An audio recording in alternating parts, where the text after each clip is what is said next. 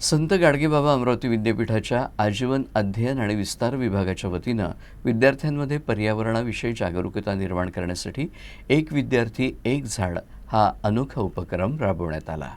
या अभ्यासक्रमात प्रवेश घेणाऱ्या प्रत्येक विद्यार्थ्याला प्रवेश निश्चितीपूर्वी विभागाकडून रोपटं दिलं जाईल। हे रोपटं घरी किंवा परिसरातील मोकळ्या जागेत लावून त्याचा सेल्फी विभागाला सादर करावा लागेल। यानंतरच त्याची प्रवेश प्रक्रिया पूर्ण मानली जाईल। विशेष म्हणजे अंतिम वर्षाच्या परीक्षेच्या वेळी हॉल तिकीट मिळवण्यासाठी देखील त्या झाडाचा जिवंत असल्याचा सेल्फी विद्यार्थ्याला सादर करावा लागणार आहे।